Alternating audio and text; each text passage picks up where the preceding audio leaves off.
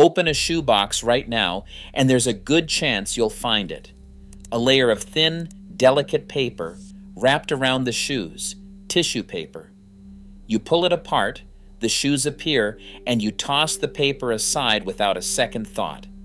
But here's the question nobody asks. Why is it there? Not the obvious answer, not protection, the real answer. Because when you dig into it, you find something strange. The science is real, the psychology is documented, and the numbers are genuinely surprising. What tissue paper actually does to your brain in the moment you open a box is something the packaging industry spent serious money to understand. And the answer changes how you see every single box you'll ever open again. Welcome to Breakdownz, the story behind everything. Today we're opening the box on the tissue paper inside your shoebox. Let's start with the obvious question. Is it just there to stop the shoes from getting scratched? Because that's the answer almost everyone assumes. And it's not wrong, but it's only a fraction of the story. Tissue paper, as a protective and presentational material, has been part of Western retail culture since the early 20th century, with roots going all the way back to Chinese and Japanese paper craft traditions. The cardboard shoebox itself was first mass-produced in England in 1817. And by the mid-1800s, a Mississippi retailer named Phil Gilbert is credited with standardizing the paired cardboard box for retail shoe sales, a practice that spread nationally. From the beginning, the box was never just a container. It was a signal. And the tissue paper inside it was part of that signal from almost the very start. But here's where it gets interesting, because there is a documented scientific study that looked at exactly what that thin piece of paper does to a consumer's brain, and the numbers are striking. Researchers at Clemson University, working with a consumer packaging firm called Package Insight and a specialty paper manufacturer named Seaman Paper, ran a controlled experiment. Participants received packages containing a handmade item, a Clemson tiger paw, wrapped in one of two ways, either in branded tissue paper or in standard void fill material like air pillows or craft paper.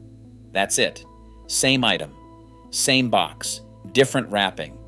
Then researchers used emotion mapping software to track participants' facial expressions in real time as they opened their packages. The results were not subtle. Recipients of tissue-wrapped packages rated brand quality at 7.95 out of 10, compared to 7.56 for void fill.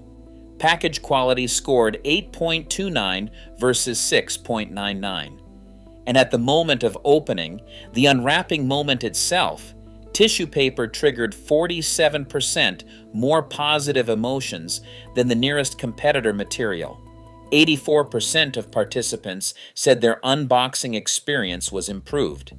86% said their overall impression of the brand went up. And participants valued the item inside tissue-wrapped packaging an average of 24% higher than the exact same item in standard void fill. 24%. From a piece of paper that costs between 2 and 10 cents wholesale. That's not protection. That's perception engineering. So where does Nike come into this? Because the shoe brand most associated with this tissue paper ritual is the one sitting on $46.31 billion in annual revenue. And the story you might have heard, that Nike ran proprietary research in the 1990s proving their tissue paper triggered luxury purchase satisfaction scores identical to high-end department stores. Sounds compelling. It's exactly the kind of origin story that makes a great documentary. Except there's a problem. No primary source for that study exists. Not in Nike's SEC filings, not in any academic paper, not in credible journalism. The claim has the texture of fact, but when you trace it back, there's nothing there. It appears to be what researchers call brand mythology, a plausible story that fills a gap, spreads because it sounds true, and eventually gets repeated as if it were documented. What is documented about Nike's packaging tells a more complicated and honestly more interesting story. Nike's lead custom shoebox designer, Rich Hastings, the man who shaped Nike's box designs for over 20 years, said something that might surprise you. In April of 2022, when Nike launched its One Box Sustainable Packaging Initiative, Hastings said this: "Packaging is sometimes an afterthought." Not exactly the quote of someone whose company spent the 1990s running sophisticated tissue paper consumer psychology research. Nike's designer Chris Conklin, who co-led the One Box project, described one of their primary packaging concerns differently. "We didn't want the box advertising that new shoes were sitting on your stoop. Security, sustainability, those were the documented concerns, not tissue paper luxury triggers." Nike's premium brand ascent in the 1990s was driven by something far louder than tissue paper. In 1984, Nike signed a 23-year-old Michael Jordan to a 5-year deal at $500,000 per year. The Air Jordan 1 launched on April 1st, 1985, at $65 a pair in 6 cities. By November of 1986, less than 2 years later, first-year Jordan sales had exceeded $100 million. Phil Knight called fiscal 1995 a year which defined the power of the Nike brand, the year U.S. revenue crossed $2.998 billion, up from $1.76 billion just 5 years earlier. That growth was built on athlete endorsements, the Just Do It campaign, and product innovation, not a documented tissue paper strategy. But here's the twist. Just because Nike didn't run a specific tissue paper study doesn't mean the psychology behind it isn't real. It absolutely is. And what the Clemson research reveals connects to something deeper happening in your brain every time you open a wrapped package. Neurologically, the brain's reward system, specifically the nucleus accumbens, fires during anticipation, before the reveal, not after. The dopamine hit isn't triggered by seeing the shoes. It's triggered by the act of unwrapping them. Every layer of tissue paper is a micro delay between you and the product, and that delay is doing neurochemical work. There's also what researchers call the IKEA effect at play.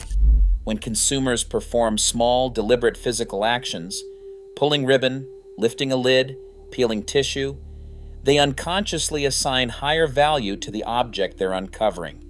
The effort creates cognitive investment.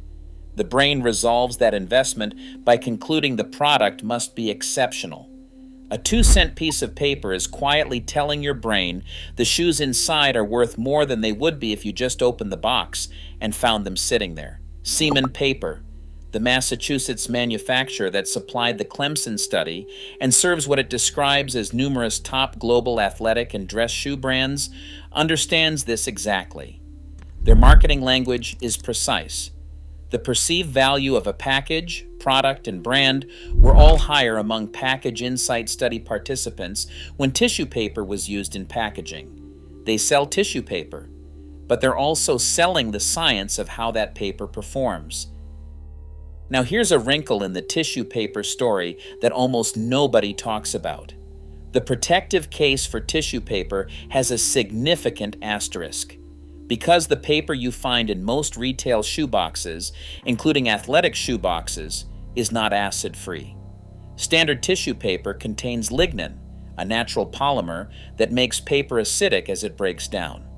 And over long-term storage, that acidic paper can actually transfer to and damage the very leather shoes it's supposedly protecting. Conservative shoe care advisors warn explicitly about this. The tissue paper approved by the American Institute for Conservation for archival shoe storage is pH neutral, buffered with calcium carbonate, a very different product from what you pull out of your average box. And in the sneakerhead community on Nike Talk, this was being debated as far back as 2014, with forum users warning, "I have also read that the acids from the paper can stain the shoes after a very long time in the box." The paper protecting your shoes might, under the wrong conditions, be slowly harming them. The irony runs deeper. The cardboard box itself, the thing we think of as the protective vessel, off-gasses acidic lignin over time, potentially yellowing rubber soles and degrading the adhesives that hold shoes together. The container that presents and protects your shoes may also slowly be working against them. Which brings us back to Nike and where this whole tradition is actually heading. In April of 2022, Rich Hastings and Chris Conklin unveiled the One Box, a combined shoebox and shipping container that eliminates the outer cardboard shipping box entirely, cuts packaging weight by roughly 51%, and strips back interior packaging materials as part of Nike's Move to Zero sustainability campaign. The tissue paper tradition, whatever its true origins, is under real commercial and environmental pressure. And yet, the sneakerhead unboxing economy has never been more powerful. YouTube channels dedicated entirely to opening shoeboxes attract millions of views. The ritual of peeling tissue paper apart to reveal a pair of Jordan 1s is itself content, shared, rewatched, monetized. Jordan Brand, Nike's premium subsidiary, what sports analyst Matt Powell called Nike's luxury brand, generated $6.6 billion in revenue in fiscal year 2023. The average Jordan sneaker sells for around $139, compared to $76 for a standard Nike men's shoe. And limited editions routinely exceed $300, $500, $1,000 at retail. The brand that sells those shoes is, in 2025, doing $46.31 billion a year globally. So here's where we land. The tissue paper in your shoebox is real psychology, backed by real science. It makes you rate the product higher. It makes you like the brand more. It triggers measurably more positive emotions at the moment you open the box. A study at Clemson University, run with emotion mapping software on real participants, proved all of that with specific numbers. What it didn't prove, and what no primary source has ever confirmed, is that Nike discovered this in the 1990s and deployed it strategically. That story is compelling, but it's mythology. The documented truth is that packaging was, by Nike's own designers' admission, sometimes an afterthought. The tissue paper's real power was never in a corporate research memo. It was always in the moment you peeled it apart and felt, without knowing why, that what was underneath had to be worth it. That's the story behind the tissue paper. A 2-cent insert, a 24% perceived value increase, and a ritual your brain has been rewarding you for since before you ever bought your first pair of shoes. Next time you open a box and reach for that paper, you'll know exactly what's happening. And you might pause for just a second longer before you throw it away.